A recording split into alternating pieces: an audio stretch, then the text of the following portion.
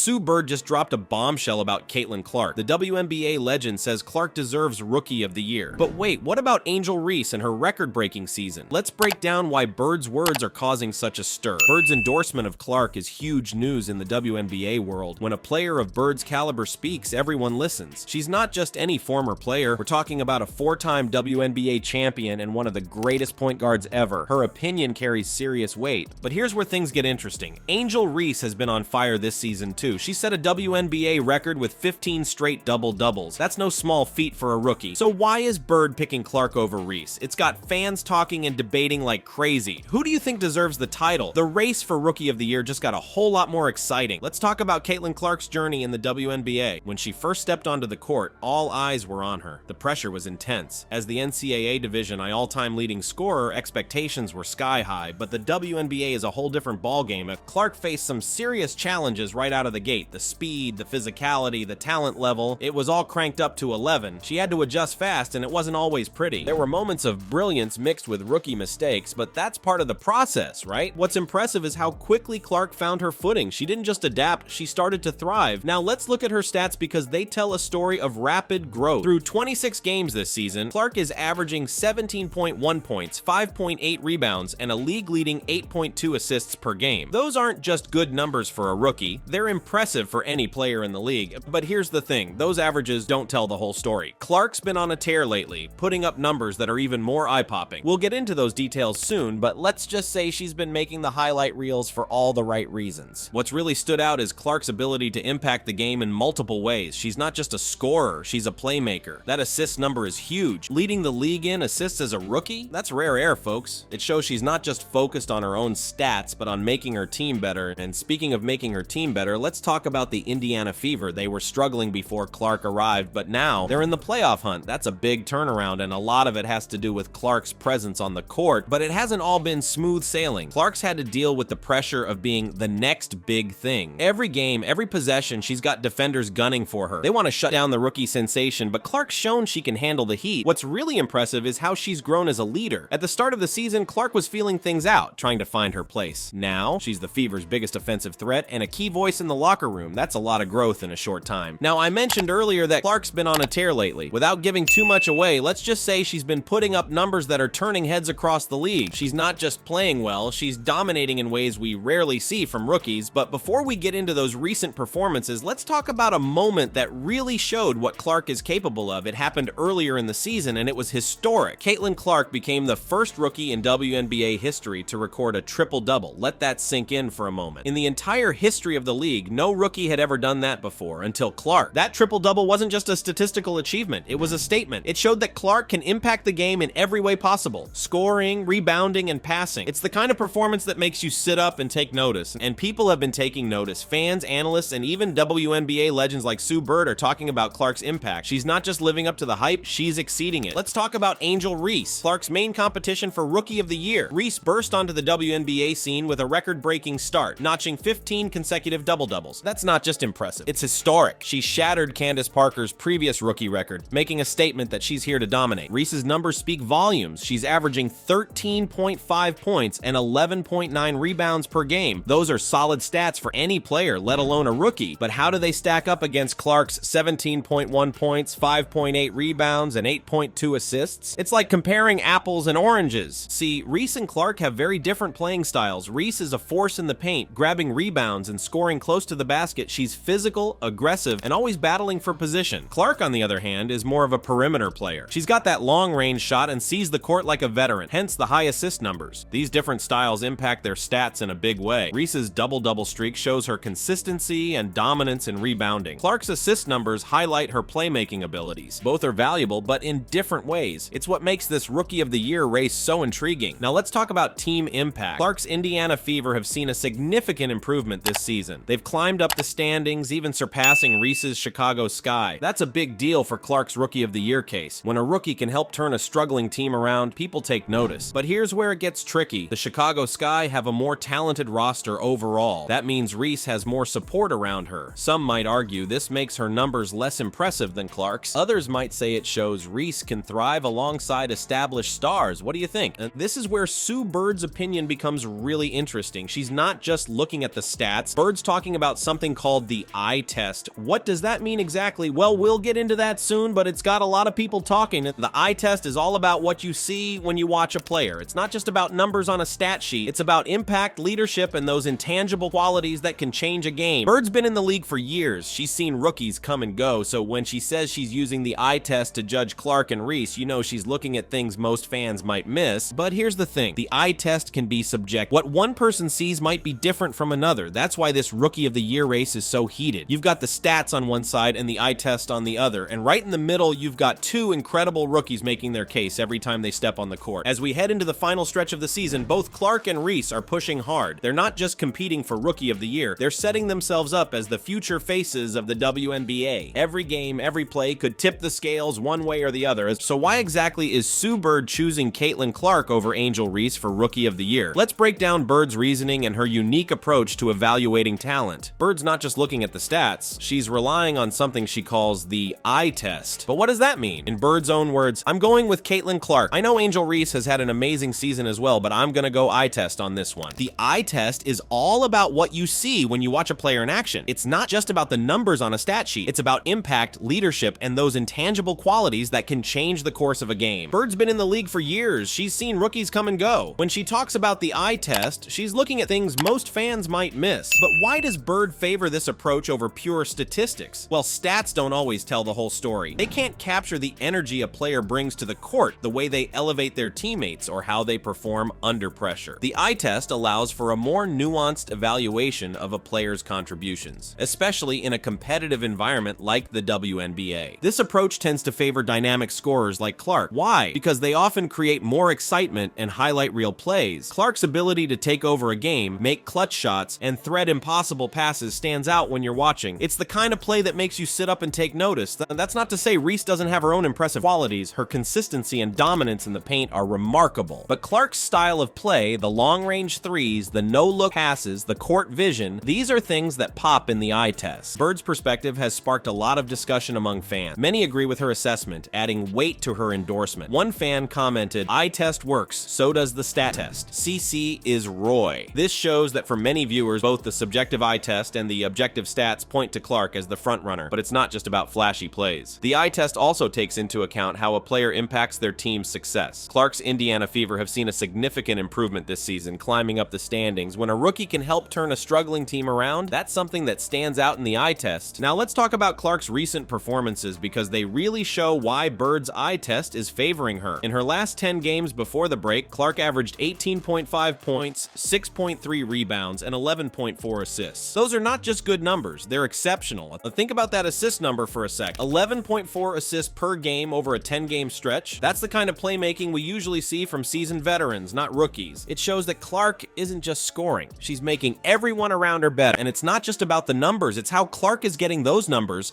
She's facing intense defensive pressure every night. Teams are game planning specifically to stop her, yet she's still finding ways to dominate. That resilience, that ability to adapt and overcome, that's exactly the kind of thing the eye test picks up on. What's really impressive is how Clark has grown over the course of the season. At the start, she was feeling things out, trying to find her place. Now, she's the Fever's biggest offensive threat and a key voice in the locker room. That growth, that leadership, it's all part of what Bird is seeing when she applies her eye test. But here's the thing about the eye test. It can be subjective. What Bird sees might be different from what another WNBA legend sees. That's why this Rookie of the Year race is so heated. You've got the stats on one side, the eye test on the other, and two incredible rookies making their case every time they step on the court. And this Clark versus Reese Rookie of the Year race is one for the books. We've got two incredible talents going head-to-head, each making history in their own way. Clark's leading the league in assists and putting up triple-doubles, while Reese is dominating the paint with record-breaking double-doubles. It's a clash of styles that's got everyone talking. But here's the thing, no matter who wins, the WNBA's future is looking bright. Clark and Reese aren't just competing for an award, they're setting the stage for the next generation of superstars. Their impact goes beyond stats. They're bringing new fans to the game and inspiring young players everywhere. So, what do you think? Who deserves Rookie of the Year? Is it Clark's all-around game or Reese's dominant inside presence? Let us know in the comments.